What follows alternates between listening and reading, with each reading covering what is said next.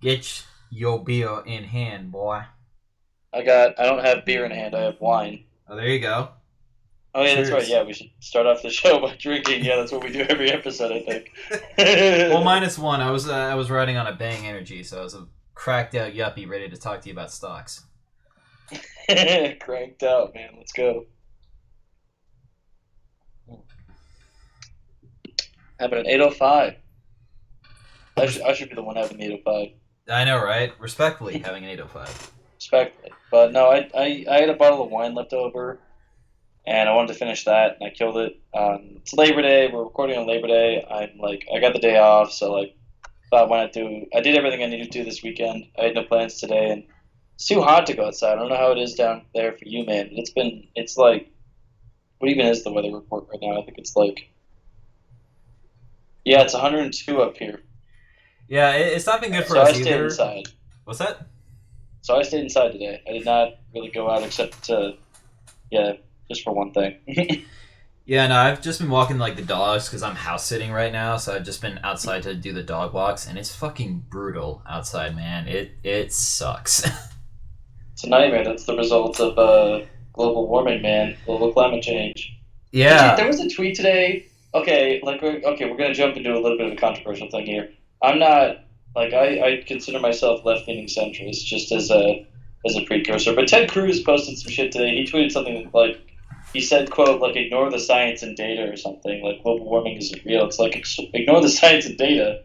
What the fuck are you talking about? That's literally like the point of the data is to show trends of like, hey, this is what's going on. Like, it's to back up evidence. It's like that was just he was saying something about like it being a political agenda, but he's such a cunt. I can't stand that guy. Okay, well then, wouldn't that by default, by that same logic, in Nordic science and data, like default, like all the major things he already has in his life, like medicine, the food he has, the clothes The he has, computer and from which he tweeted that from, like, I mean, I don't oh know, my like, god, yeah, like it's fascinating, like the amount of mental gymnastics, like it's uh it's like ridiculous.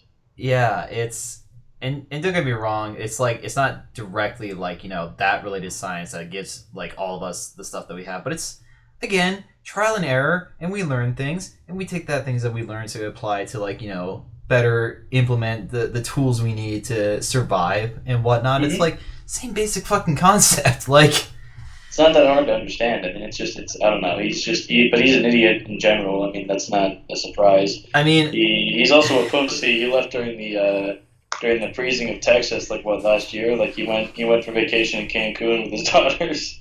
I fucking love that because the timing is just perfect. It's like Texas is about to suffer like a brutal like snowstorm, right? But the likes of which they've never seen before. Yeah, and They he's were not like, prepared for. and he's said in the past that he's like diehard, Texan, will fight and die for these people, and then literally dips while that's happening and goes to fucking Cancun with his kids, and he's The still direct trying. opposite of like a snowy wasteland. You know what I mean? Like just the absolute polar opposite of the situation Texas was in. Which great Bravo, pun sir. with the whole polar thing too. Yeah, exactly. Oh my god, his fan base is like freezing to death, and he's just like, I'm going to Mexico. Have fun, stay cool. Yeah, I'm gonna have me some margaritas. And I listened to one Jimmy then, Buffett song. Take me to Margaritaville. I'm going straight to the tap. God, fucking guy. What a card. Honestly, what a. yeah, but I mean, like, I think the reason he's been elected so often, or re-elected, I should say, is because the other options aren't particularly good either. I mean, like, he's like like the lesser of all evils, which is he still somehow is like not even like he's just the bar is so low for Texan senators, I guess. But that's what you get when you get to He Texas. he's. I don't know. It's hard to say. Like him and Greg Abbott are two terrible people, but I'd say he's Hmm. worse than Greg Abbott because Greg Abbott doesn't rake steps so publicly. That's the thing. Like we know most of the shit that Ted Cruz does because he's so fucking public about it. He's so good at like making himself look like an idiot. Like Greg Abbott, like will say some shit once in a while, but like He's like particularly good about hiding a lot of other stuff. I'm sure. Yeah, like he's So trying to play yeah, like Dick Cheney, so it's like not very well, obviously, but like it's no, well enough to certainly. where he's not well recognized as one of those terrible people like Ted Cruz is. That's the thing. Not as recognizable. Yeah, I Yeah. imagine he'll soon be like barked out of restaurants and shit for the shit he says. Which is not to Which say is, I that. think, a good thing. I think that's a good, like, that's a fair thing to do. Like, if you're gonna say, like, if you're gonna fuck around, find out. You know what I mean? Like, that's Yeah, just how it it's. goes, dude. It's the epitome of it.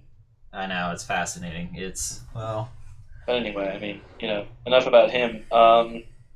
What's lighter in the week that's been going on?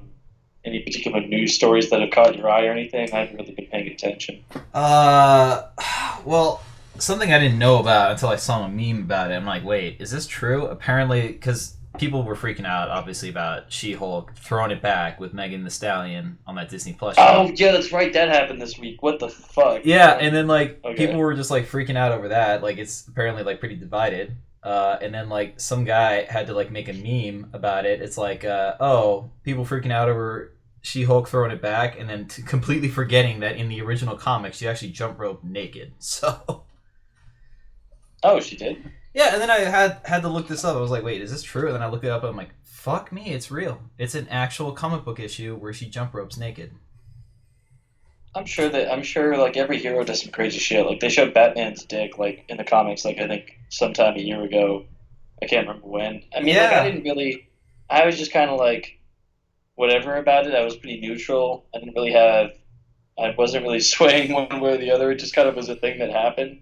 I think the thing with the She-Hulk show is I'm enjoying it so far. I like the attitude it has, the vibe it has. It's just once you get past like the shit visual effects, and again, that's not like a reflection of the employees. That's like a reflection of the company stressing out their employees. They're already underpaid employees. I yeah, saw a tweet where it's like the caption. It had the video clip, the end credit scene of her twerking with Megan Thee Stallion, and and the caption was which VFX artist was helped from their family to do the scene. That's like fucking hilarious to me. It's like it's fucked up, but it's also like that's just imagine like who had to be held over for overtime, not being able to see their kids and shit just because they had to make She-Hulk like throw it back to body yada yada yada. Um, which I don't know. It's like I was very neutral. It reminded me a lot of the of when Tobey Maguire was dancing in Spider-Man 3. I was like, Marvel's done shit like this before. This is fine. yeah. No, it's now that I think about it, it's like who would have it worse? The VFX artist who had to be held back from their family to have She-Hulk throw it back for everyone to see, or the animationist who like put 5 years into like a cartoon, missed birthdays and holidays to make it like successful and actually like smooth, and then only to have HBO Max pull it without them knowing it. Oh yeah, there was that whole the overhaul, and then that's come to bite them in the ass, right? They've like lost millions because of it. Yeah. And I'm just like, I'll still use the service, but like, it's unfortunate because it's run by fucking idiots. So there's that. And that was the thing was like I saw one of the shows was like this show called Infinity Train or something. I can't remember what it was called. It was this animation that I wanted to check out that I had on my list on HBO Max for a while, but I guess it's been moved. And I also wanted to see that late night show with Elmo. That sounds like a fun concept. It sounds interesting, but I mean, whatever. Man. Maybe this would be like a cautionary tale of like because like I mean someone was saying about like the promise of streaming is to have like all the content on different platforms so you can easily access it without having to have the physical copy, right? Like Yeah, that's the yeah, whole yeah. point. And like to some extent that's true. I mean like I was able to watch Hot Fuzz on Hulu the other night, just because I don't own it. But I mean I probably should own it because what if like there's some big merger in the future or some big financial decision from Disney to be like, oh, we're gonna remove this shit, fuck this. And so that's the problem. But like now, maybe like they see the consumer reaction, which is a pretty natural and like um, and sort of it's also overwhelming, an overwhelming reaction of people not being happy with the service, and so I'm sure there must have led to like a huge subscriber loss. But I mean, Warner Brothers is like they've been making a lot of poor decisions in the past. I want to say like 3 years. Yeah, they're going through like a Kanye West bipolar moment right now. Like they're just kind of yeah. They're gonna do one thing and then That's like, immediately do another thing that kind of contradicts like their success, which is incredible. Like Uh, It's ridiculous, but I mean, it is what it is. But this is going on a tangent here. So is that so? I saw something online. I don't know if it was an edit or if it was a real screenshot. But did Kanye really tweet that like Kim has like diarrhea or some shit? Like, or he I didn't tweet it. He posted it on Instagram or something. I have no clue, but given the man's we've known before, like I would not be surprised. Really, this is the same guy who sent like a truck bed filled with roses to, you know, Kim Kardashian saying, "Please take me back." He was not taking the divorce well, man. And then he was making all these weird shit posts. And like Yeah. he did all this weird Photoshop shit, which was hilarious, but like also like really concerning. I'm not gonna lie. I don't think he's ever had a bad breakup in his life, so like he's literally turning into like a 14-year-old's first like, breakup. Like it's amazing. Like This is his origin story, dude. He's gonna be a villain. Next year he's gonna be like some like Doctor Evil type shit. Like I swear to God, dude. Well, he's already got the sinister looking mask. You ever seen that fucking Yeezy mask? No, what is this? Hold on. Easy Okay. mask. Yeah, Like, it makes someone look like they're Khonshu from Moon Knight. It's fucking surreal.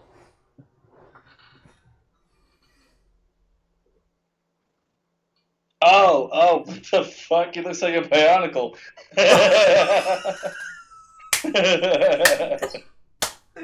That's Bruh. crazy, man. What is Oh. that supposed to be like a COVID thing, or is that just like you just do that as like a fashion statement? I don't understand. That's like weird. That's fucking strange. It's like he's already got the shoes, and he thought, you know what? I got these ugly ass shoes. I'm gonna do an ugly ass mask to go along with it too. Let's like bring it above the ankles and take it straight to the face. That's a great idea. Because it literally looks exactly like the fucking shoe, but just for like someone's skull. That's weird. You And that kind of makes me rethink that Valencia might actually be onto something. Like their shit ain't like nearly as stupid as like Kanye's. mean Balenciaga? Yeah, Balenciaga, that's the one. The one that Yeah, made those I don't. like yeah, they made those shoes that make it look like your feet are like half a truck tire. Like it's surreal. Okay, now I have to see these. I don't keep up with fashion very well because all this shit is like there's artistic expression for sure, but like it's just odd when you take it to a certain level. You know what I mean? Like Yeah, Balenciaga shoes, the truck shoes you said. yeah. Like just look up like Balenciaga black shoes, rubber. You'll see what I mean. They look like literally like an all-terrain tire that you're wearing on your feet. Trying to find it. I see one that looks exactly like feet. That's weird. Shit. Oh, Oddly, and then there's a Croc with a heel in it. That's kind of interesting. I'd be down to wear the heel Crocs or get my girl the heel Crocs. That'd be show up to the function of that dude. That'd be sweet. That'd be sweet, dude. oh my god, that's like the same energy of like, oh my god, look at my lawyer, dog. I'm so going to jail. Oh yeah. Your lawyer shows up in the Balenciaga heel Crocs. You fuck, bro. I ain't getting that Wearing the parole. Balenciaga fucking Crocs, dude. That'd be sweet. Wear those to a fucking date. I dare you. Dude, you would go home with her automatically. Just put them in sports mode. No doubt, dude. Yeah, you'd probably be fucking in those by the end of the night, honestly. Yeah, the Balenciaga heel Crocs stay on during sex. You know what I'm saying? Like, You put on a Lightning McQueen condom on too, just to seal the deal. ka-chow. Wow. Wow. Would you look at that? It's a condom. Wow. Wow, my cock looks like a race car. Wow. I am speed. He just comes in like 2 seconds. Jesus Christ, that's Back the conversation a little bit. It's like now they have to figure out how they're gonna promote the Flash with like a star who's like just done horrendous shit in like just the past. When did it start even? How long has it been? It feels like it's been going on forever. well. It started like as Just early for as me, at like. least. Oh, what's that, sir? Just for me at least, it feels like it's been going on forever. Well, it's been going on as early as like 2 years, which started with the assault of that woman in Iceland, which kind of got That brushed. was 2 years ago. Yeah, that kind of got brushed under the radar real quick, and I was like, "Oh, that's surprising." And then Well, I everything think else. he's a celeb, so it's like it's not. At that point, it wasn't a huge deal because he wasn't racking up like a fucking kill streak. You know what I mean? Like of crimes. He didn't get the tactical nuke yet. Yeah. Yeah, exactly. Yeah, the tactical nuke was like the children kidnapping. But go on. But yeah, no. And then the other stuff like escalated within like what I want to say like 6 months probably. Like everything was happening. There was Yeah. just a lot. It was like every day I was reading some new headline about him. It was like every week or something. It was ridiculous, and it was getting to a point where I was just like, Ezra, why continue? Why keep up with this? This is bad optics, my guy, or my they, I should say. Oh yeah, my they. Yeah. They got to get the Have I been? Oh shit! Did I misgender them the whole time? I feel like it's. maybe I don't remember. I would say it's fine, but like I know for a fact people are gonna get like mad at us for that. But and whatever. I forgot. So my bad, man. Yeah. And Like also, like they're criminals. So like, what does it matter? yeah, it's like that's kind of like the most mundane thing to like correct when like they've done terrible things to innocent people. It's Yeah, like it's just like like assaulting random people in Hawaii of all places. Like that's like the most chill. That's like the typical vacation spot. It's supposed to be very chill, very laid back, and then they are just going out and assaulting people. Like that's insane to me. like it's supposed to be good vibes, and he's just been like, you know what? The vibes are fucked today because of me right now. I'm gonna fuck them up. God, what's that meme? It's like God has allowed me another day, and like, and I'm gonna make that. I'm gonna what's the meme? It's like, um, it goes like God has allowed me to live another day, and I'm gonna make that everyone else's problem. You know, like that's just sort of how Ezra lives. Little do we know they have that tattooed on their back. Facts, dude. It's like the John Wick tattoo he has, like on his like between his shoulder blades. That's what Ez has. Oh my god, that's beautiful, man. With a fucking flash lightning bolt instead of a cross too. That could have just been like the huge like they could have just cashed those checks for like decades if they just like not done anything like terrible. Like if it was just like maybe a couple DUIs or something, they could have just brushed that under the rug. But like no, they had to go on and do a straight like assault and like grooming and kidnapping and all this other weird shit and like I don't know. It's just like it's just that I'm sure it's like we're witnessing in real time like the like it must be a severe mental health thing. If not, it's just them like snapping and just I don't know like realizing their true potential as some evil genius, not genius, but like evil entity or some shit. I don't know. It's just like it's a weird.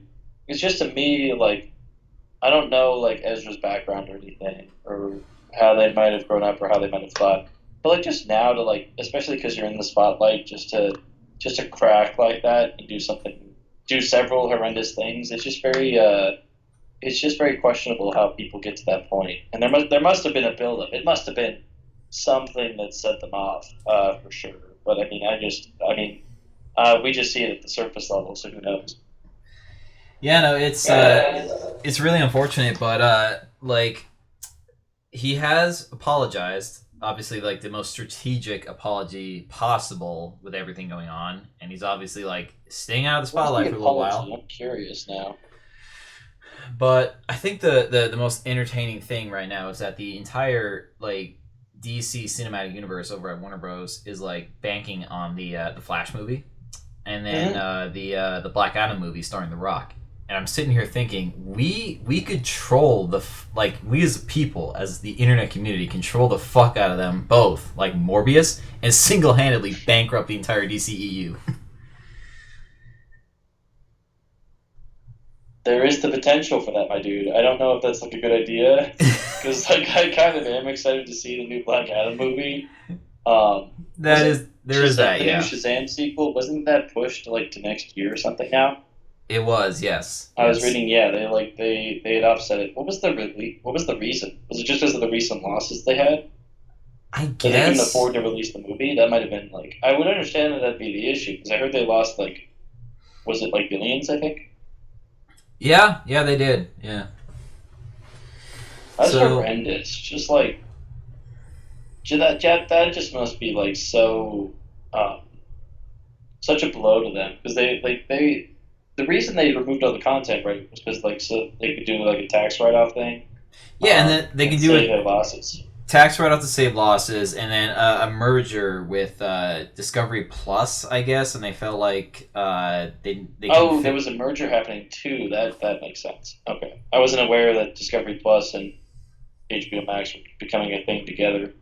Yeah, which is like it's not a question of like how much space they can fit on it. Like they have like the power to do that. I think it was the biggest excuse they had to like remove a lot of content and kind of still feel like it's still like well like fluffed up, you know, the now combined services, they still have like a lot of content despite the fact they had to cut half essentially from HBO Max, and God knows if they cut half from Disney Discovery Plus too. So Yeah, I mean, who has Discovery Plus? I don't really know any people with that streaming service. So I don't know what the content on there is like, but I mean, they might have lost. I mean, they probably would have lost some stuff too. It's just I don't know how mergers work. I'm not like a business guy.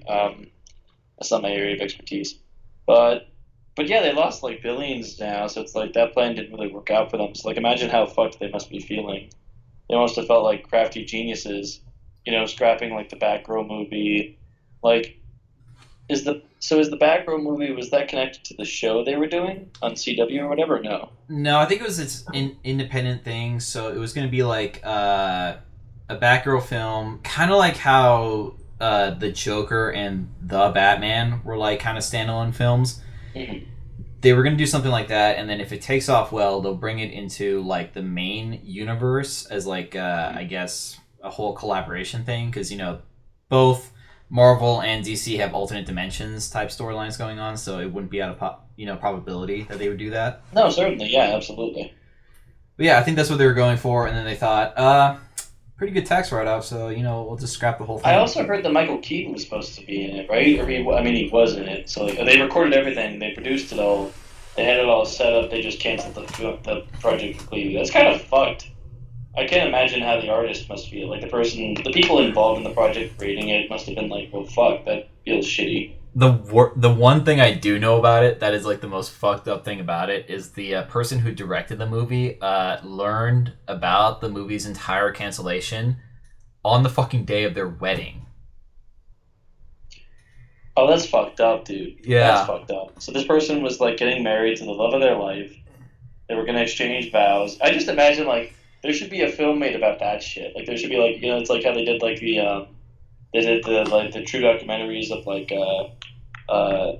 Fire Festival and other shit like that, right? They should do like a documentary of how like the Batgirl fell through, and like it should be like the huge climax of the documentary should be like the directors at their wedding. They're exchanging vows with the love of their life, and then they get a call that says, "Hey, Batgirl's canceled. Sorry, bye." And like that's it. Like that's just the ball fucking drops. You know what I mean? Like that should be like that. That's how it should go down. At least in the dramatization of it. That would be awesome. But Oh my god. I can see it now, but like at least the way I'd direct that, it'd be kind of like have a decent happy ending. there should be like well, there'll be a bright side to it. But that's like the main emotional like just like the part that cuts you down entirely, cuts your hope out. Because like, what if it's like the whole movie's like, all right, I put my heart and soul into this project. I built this project up. I finished the project. It's going to get released. I'm marrying the love of my life, and then boom, everything crumbles before you. There's like a huge loss. That's like the huge loss of the film. Yeah, And and like then it's then we like get to like the happy ending. The dust settles. The director gets used to what happened. Who even yeah, directed it too? That's like the fucked up thing. I hope like it's like not some like up and coming director who's like, well, fuck, what am I supposed to do now? You know? I certainly hope not either, because that'd be way fucked up. But yeah, no, I can see like it now. It's like after you may kiss the bride, he gets that information. Like he then has an existential crisis at the fucking like a wedding dinner where they're about to cut the cake and shit. Then Yeah, like for real, dude. he That'd finds be solace in fucked the up. fact that yeah, the movie's scrap, but like at least I'm like with this wonderful lady in my life. Like Yeah, there's the silver lining. Yeah, yeah. like whatever it may be. That's just horrible. And then Brendan Fraser, I was just looking up the movie. Apparently, he was on the cast list too. He was going to play Firefly. That could have been cool. I like him as Robot Man in Doom Patrol. I think he's fucking awesome in that show. I just saw a tweet today where it's like there was video of him. There was some showing he did of his. I guess he's in a new movie called The Whale, but it got like a standing ovation for like 5 minutes. Oh yeah, and he Um, fucking cried at that too. Like I was like, yeah, oh, he was like tearing up. I was like, bro, I'm so glad to see him winning, dude. So glad to see him winning. yeah. Just taking nothing but dubs, dude. Fucking forget dark Brandon, okay? Let's go for sharp Brendan, as in like sharp dressed Brendan Fraser, bro. Facts, dude. Hell yeah. That's what Yeah. it's all about, son. We he got stand Brendan Fraser on this channel. God damn it. he's got that motherfucking drip, and you cannot deny it. He got the drip. He got the heart. He was really good in No Sudden Moves. Did you ever see that one? I did see that one. He was so That one good in was that. fucking awesome. Let's see. What other movies have I seen in recent? This week I went to go see. Let's see. Yesterday I saw 3,000 Years of Longing. It's this new George Miller film, which was like actually like really. I'm not gonna say actually. Like it was really fun. It was really interesting. It was really good. I was talking to my friend Cam about it, and because he was satisfied with what it was. He was just disappointed because he thought it was gonna be like it's Tilda Swinton and Idris Elba. Idris Elba plays this like genie or jinn, right, as the traditional mythology calls them. And so he like Tilda Swinton rubs the bottle, and she's supposed to have the three wishes and shit. And so it turns into this story of of Idris Elba telling the story of how he ended up from bottle to bottle because he had apparently been in like different bottles or like at least two different. It's a good film. It's a good film. Just Cam was expecting it to be more of like exploring the wishes and stuff and the consequences of that, which I wasn't really disappointed by. Okay. It was a good film. It was engaging. It was fun. It was interesting. It had a lot to say about people and stuff and humanity. Where it was trying to say some things, which was really cool. So that film was fun. And then I saw also the Invitation, which wasn't as satisfying. Like it was cool, it was fun, it was enjoyable, it was actually like really interesting. It's like it's this like chick who like she has no family left. Like her dad died when she was 14. Her mom died within the last few months because of cancer and stuff tragically. Um, and so she then does like a DNA test and finds out she has family over in England. She was like she's the grandchild of let's see she's the child of a bastard child between her grandfather and someone else from that family. But anyway, it's a whole thing. And so she goes over to visit for like she meets with like her distant cousin or whatever, who insists that she come out to a wedding, and it turns out like a bunch of that family is like vampires. They made some sort of deal to be immortal and shit. And it's I don't the one thing I will say, let's see, the parts I liked about the movie was the parts where it was scary were pretty creepy. It was a lot of jump scares, which was like kind of like I don't I don't like that shit. Like I think like one of the films that does jump scares really well is like Insidious, like because they have these slow build-ups right to it. So it was like they have these slow build-ups, and then they make you feel like you're safe, and then they have the scare. So it's like you're like your blood's rushing, your adrenaline's getting up, and you like have a sense of security, and then it's swept away from you again. And that's like the nice thing about the Insidious films, at least in my humble opinion. This film, it didn't really do much of that. It wasn't really as good at trying to do that. So I was kind of bored with that. But the story it was trying to tell was cool. It was interesting. It was kind of twisty, which was cool. I liked that part. But because I saw the trailer, which gives away the whole plot of the film essentially, I was kind of just like, I saw this coming from like a mile away. So if you don't see the trailer and go see the movie, you'll probably be more blown away than I was. But overall, it was fun. It was enjoyable. It was it like I think it had a lot of things. Like it was trying to decide what it was. Like it was like there were points where it was like it felt like a romantic movie. It was like a romance story, but then at times it was this thriller because like it's vampires and stuff and it'd be creepy and scary and stuff. And then like at the end of the movie, it would just turn to a huge action thriller. And, like that's I mean I don't know. It's conflicting, but I'd probably watch it again if it were like on sci-fi on like a Saturday at like 1 in the afternoon, and like I had nothing else to do that day. I was like, I'd probably watch that. Um, that's how I'd rate the film, I think. Dude, it's funny too because I saw the trailer and I immediately thought, yeah, this looks like vampires, and lo and behold, you say it is vampires. And I honestly thought this movie was going to be very similar to like Ready or Not, where it's like that girl marries into like an eccentric rich family, and it turns out they play like a game every year. Someone gets into the family, and it's Ready or like Not was fucking sick. it was Anyway, go so on. fucking good. Oh my god. Some of the lines cracked me up. There was one of my favorite lines in that movie was like Jesus Christ, like when he finds the dead body or something, and like that was just hilarious. And then he's like, "We're fucking fucked," like Because the movie knew that's what it just wanted to funny. be. It wanted to be relatable with the whole like, oh, weird rich family. That's relatable. And then like, because you know everyone knows that people who are like in eccentrically like rich families, like ungodly rich families, Yeah, they're and that's kind of like the same thing that this movie I think was going for. Was like it was this rich family that came from old money or whatever. Um, I don't know. There was just it felt like there was a lot of conflicting themes too with it. But anyway, But it's like it's the tone. Like the invitation looked like it wanted to take itself super duper seriously, while like Mhm. Ready or Not, it only took itself seriously in the trailer. And then when you actually see the movie, you're like, oh, this is basically like a dark comedy that has you like white knuckling the entire time. Like, Well, it didn't even take itself seriously like in the trailers. I think like maybe the first trailer it did, but like then like after the whole controversies about like it's some weird underladen like against right wing plot or whatever the fuck that whole controversy that came with it. Was that the movie mm, right? That was the one that had the controversy. I've got this. I think I've got this right. Right. I want to make sure before I continue this conversation. possibly yes.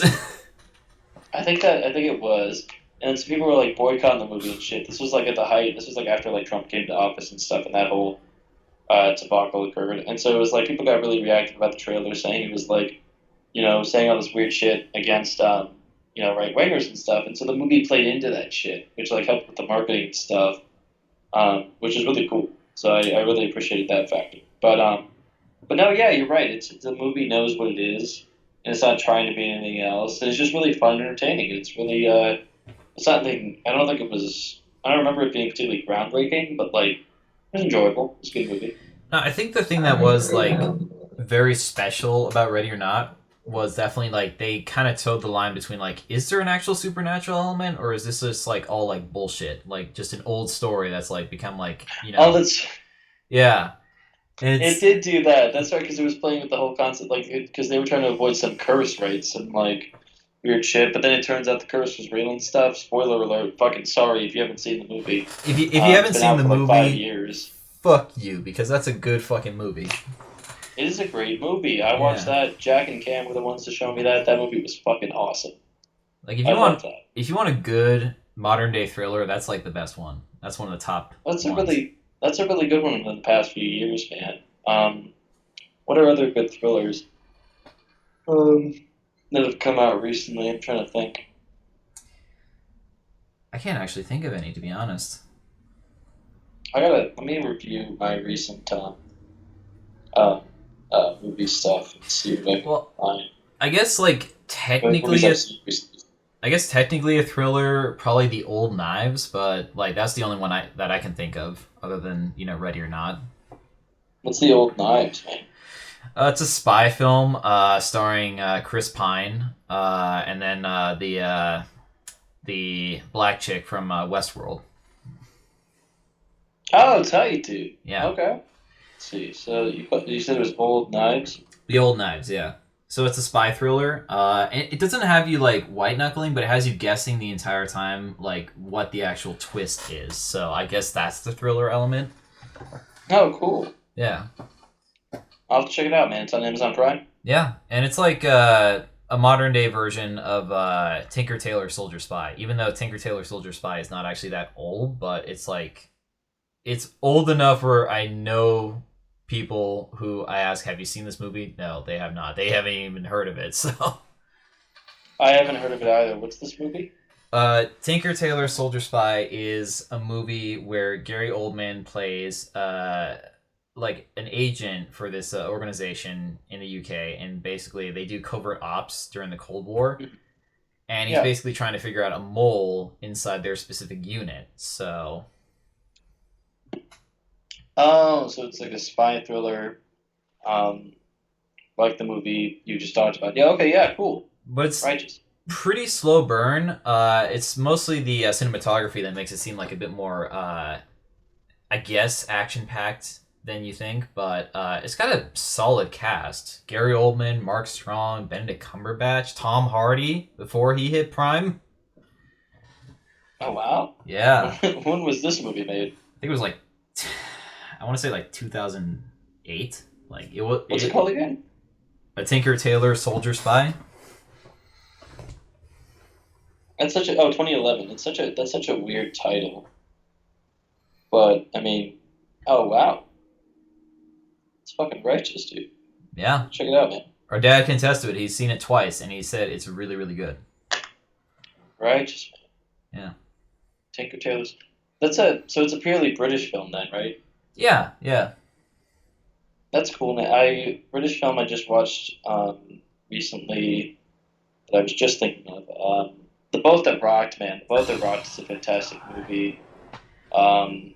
It's very like it feels weirdly like it feels like a rock and roll movie, but it's just about a bunch of people playing rock and roll music on a boat on the radio, which like, but they also live the lifestyle, right? So like that's the cool thing about it, and like it's this exploration of like character and stuff.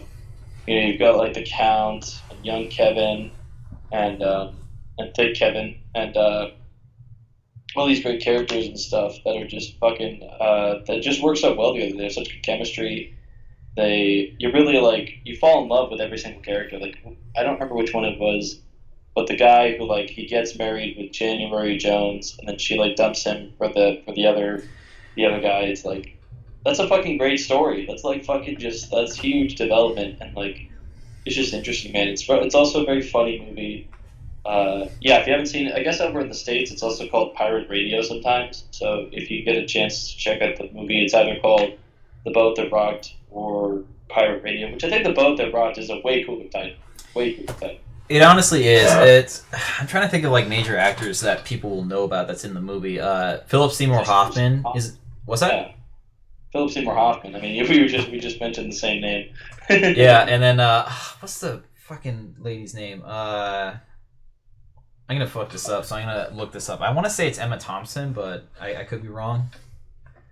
Okay. There's also Bill Nighy. He's in it, and then Not the science guy. the People. guy. Yeah, not the science guy. The old British man. He was in that movie About Time, which I also haven't seen. That's got Rachel McAdams Domhnall Gleeson. and that's who it is. Yeah, I wish I remembered his name better. He's a great actor. It's also got the guy who played the Sandman recently in the Netflix series. He plays young Kevin, which is such a stark difference to see those two characters. But that just means the range he has as an actor. You know, glad to see him get work again. 100%. Yeah, I was right. Emma Thompson, and it's got January Jones, and it's also got Yeah. Kenneth Branagh. Kenneth Branagh. That's the guy's name. Kenneth Branagh. Who's he? He was that eccentric douchebag in like the second Harry Potter movie. Gilderoy Lockhart, I think that's what his name was in that movie. Oh shit, that's right. He is in that movie. What the fuck? Yeah. Yeah. Oh, he's great. I love him so much. Dude. He's hilarious in that movie, and then he's got the sidekick Twat, who's funny. Yeah. Oh my Good god. times, man. Good movie. That's a fantastic. The side plot of the movie is like there's these political douchebags trying to like legalize rock radio because there's the whole satanic panic or whatever it is about like rock and roll and shit in the '60s. It's set in the '60s. That's what the film is set. So it's like it's about these people on a boat, playing music over the radio in international waters for British radio, so people could like listen to rock and roll. Because like I guess like so that's the interesting thing about I think our generation. When people say like, "Oh, I was born in the wrong generation," we have access to like every single piece of human creation, and especially with the internet, there's new creations every day. Like I was talking to my friend Revel about it.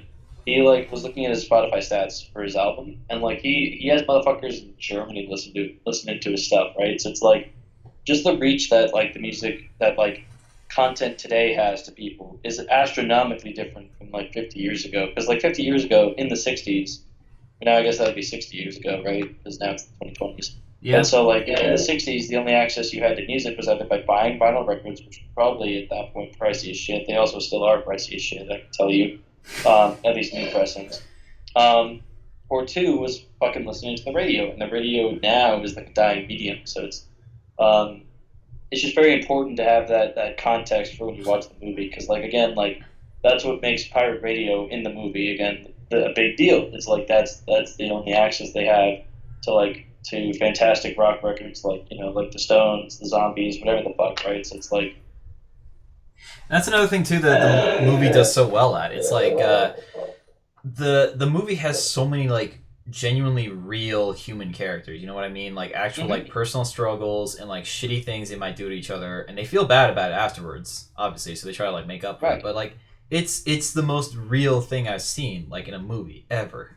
my favorite scene in that movie is like when young Kevin gets his heart broken that first time, and he's sitting there on the couch being all mopey and shit.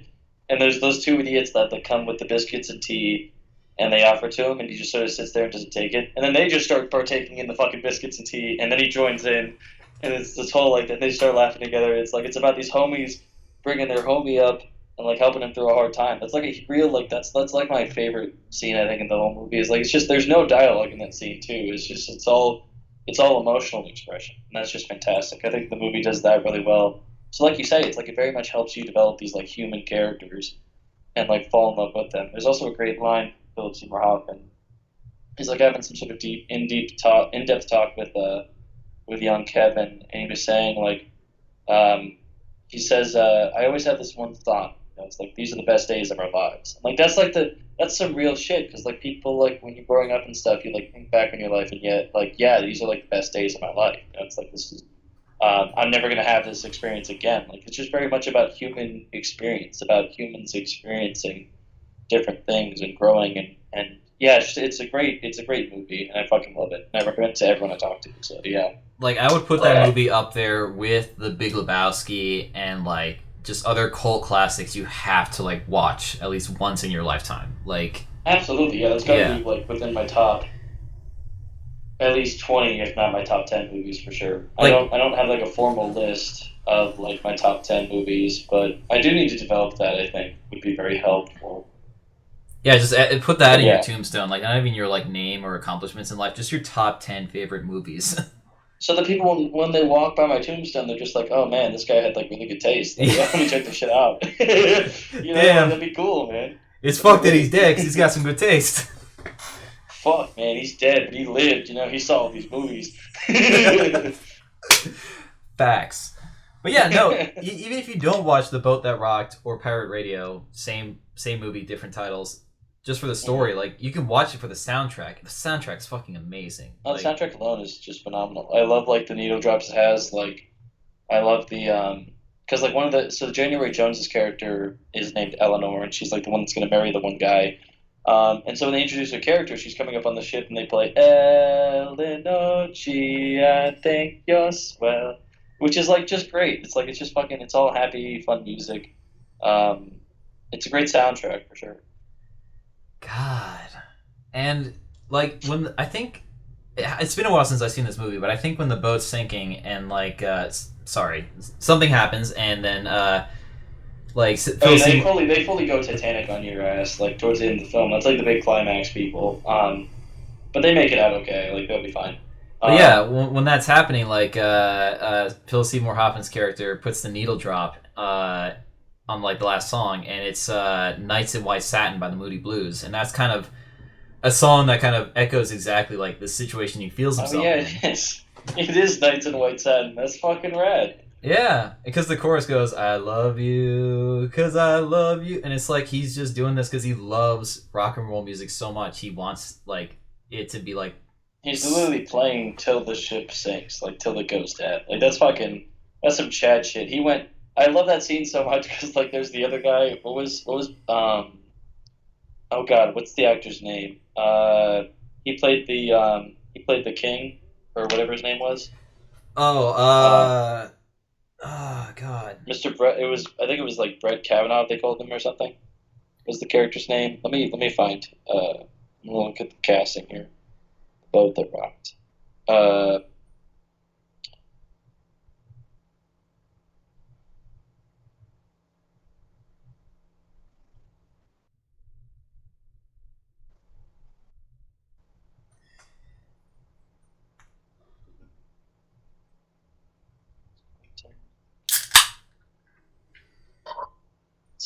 you crack open another beer. Yes. Oh, okay. His name was it was Gavin. So like when Gavin like goes down there with the count and stuff, that's like a huge like scene because they have this whole pissing contest throughout the movie, like who's like better and stuff. Because Philip Seymour Hoffman's character, the Count, feels threatened by him. It was Rice Ifans is the actor. I hope I pronounced that correctly. Oh yeah, he was the lizard in the Amazing In the Spider-Man. Amazing Spider-Man, that's right. Yeah.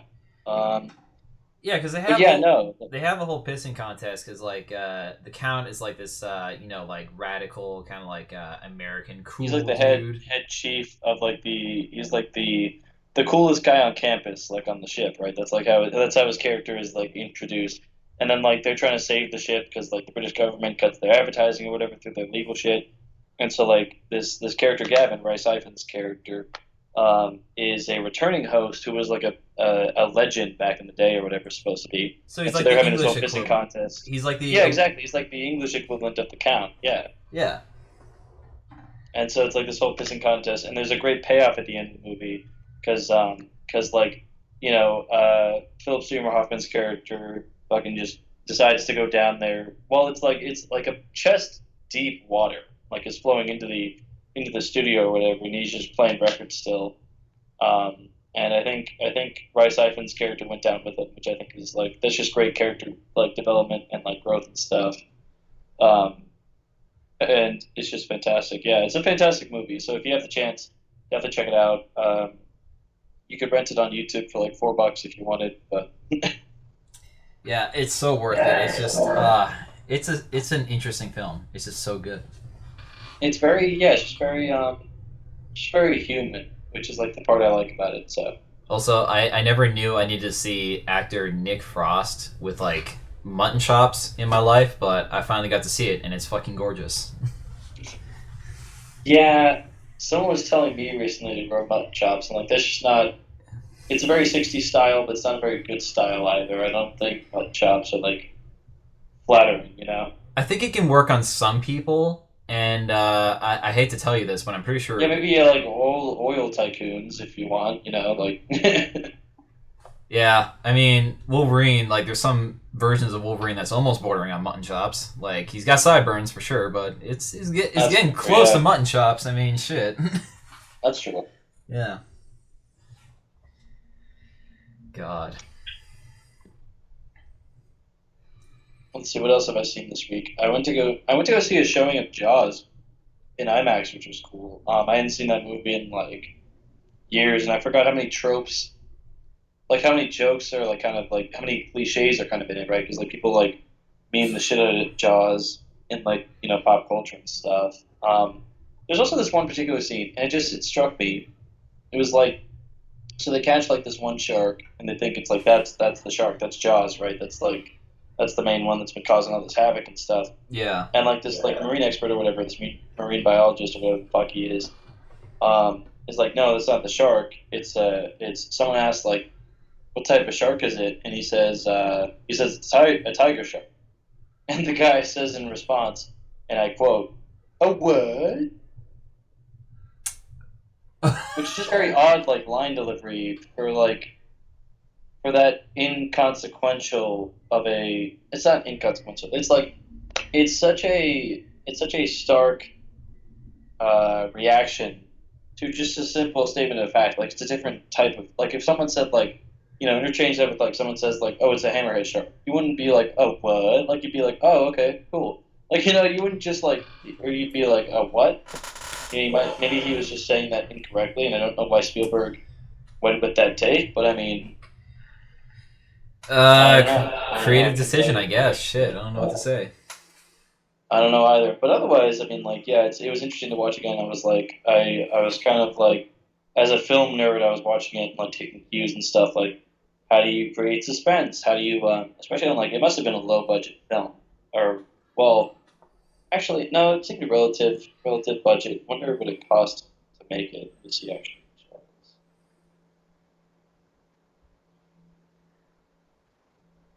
Um, oh, it was a $9 million movie, but I mean that's like in came out in '75, so that's like '70s money. So that must be. I wonder what the conversion rate for that would be, but it must. I would guesstimate it would probably equivocate to like 30 million in today's money, maybe. Yeah, I don't think you're far off, to be honest. Yeah. I wonder. Let's see. You're gonna do the conversion rate right now? Let me see if I can Google it. Yeah, so 1970s dollar value to today. Okay, so $1. Okay, so let's see. It's a rate of.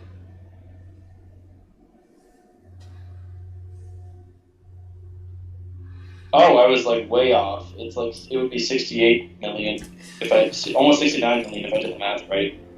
Yeah, which is I think like is that's a pretty like regular budget for like a blockbuster. Yeah. that's like what $17 million more than what Deadpool cost to make. Like, Yeah. yeah, that's about yeah. And I mean, yeah, both are quality film. But anyway, yeah. So it was good to watch it again. I hadn't seen it in like years, and of course it's a classic. So it was just fun to see it on the big screen and like hear all the old lines like, "Oh, you're gonna need a bigger boat," and other stuff. And then they what to the tiger shark. Statement of fact. But anyway. Bro, that's no for me. Like hearing some iconic shit in movies is like hearing the Wilhelm scream or something randomly. They didn't have that one. They had another famous scream. It was like a woman's scream. I can't remember. I don't know what the name of it is. I mean, the Wilhelm scream is like the most famous. George Lucas used that a lot in Star Wars. So. Yeah, it was in the movie Prey, which like that surprised me. I was like, whoa. Oh, that fight fucking was. I forgot about that. Yeah. They threw that in there. That was interesting. That was when the Predator was like tearing through those other dudes, right? That's like when the dudes came to save the main girl. Yeah, but we're being total dicks about trying to rescue her because she's like, no, there's something out there, man. Like, fucking believe me. And they weren't listening to him. That movie was fucking rad. That like I'll never that my favorite shot of that still was like when the predator was camouflaged and he lifts the bear over his head and the blood's dripping and shit and like that's the silhouette she sees. That's like meant as fuck. I was like, all right, this is sweet. Dude, there's a '60s comic book version that someone drew like of that, and I think I still have it on my camera roll. It's still like the best fucking thing ever. Hold up.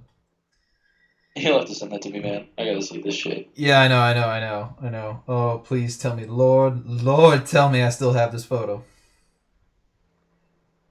Oh. Ooh.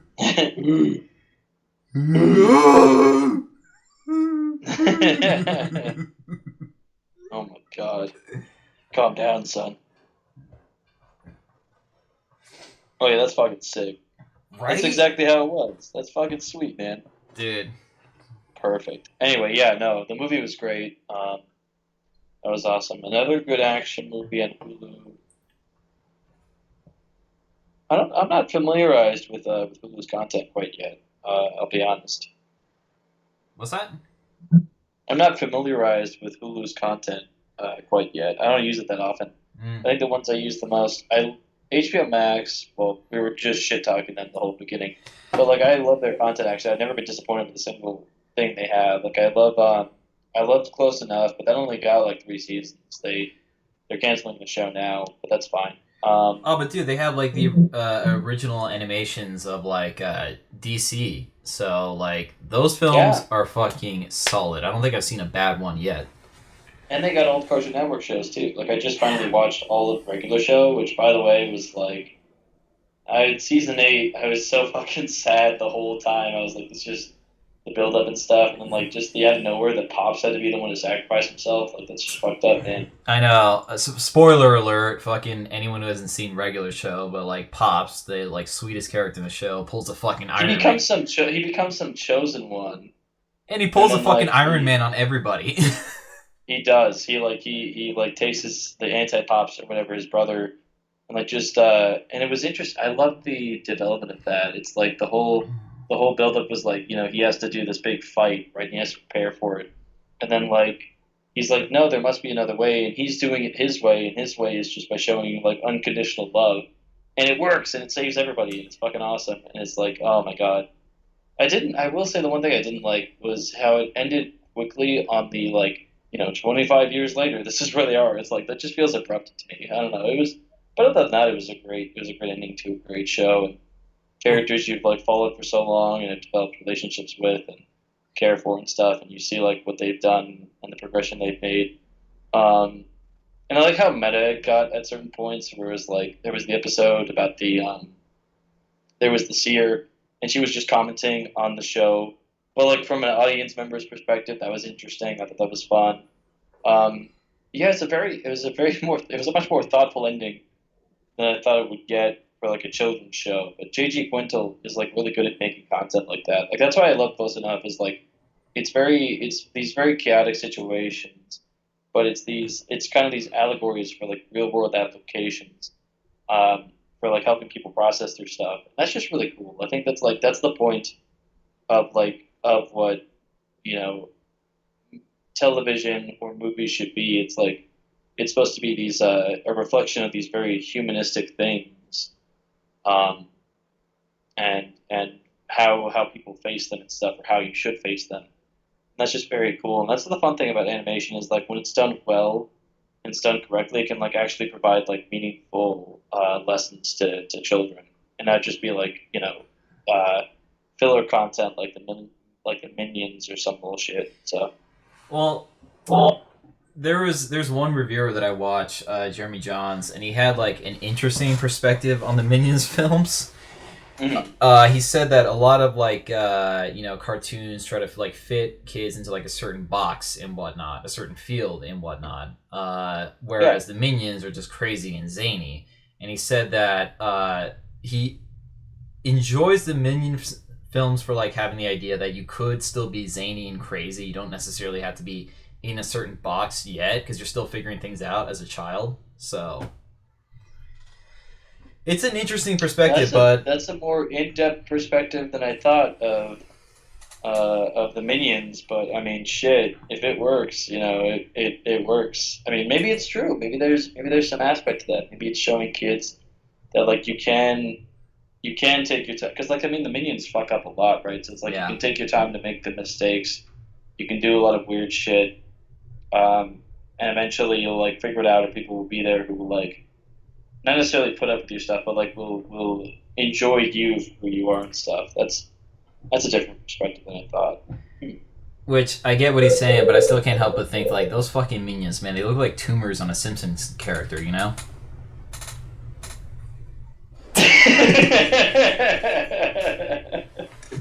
They fucking do. It looks like a growth on Homer's like back or some shit. That's insanity. What the fuck? That would be a Simpsons episode, Oh though. my A god. Treehouse of Horror, like fucking one of those things grows on them, and then like Banana! Like, you just see that next. Oh my god. Simpsons did it. Alright, we'll be recording for about an hour or so. Should we cut it here? I think so. Yeah, yeah. Far out. We're signing off. We're clocking 9 to 5, boys. Are clocking out. Clocking out, baby.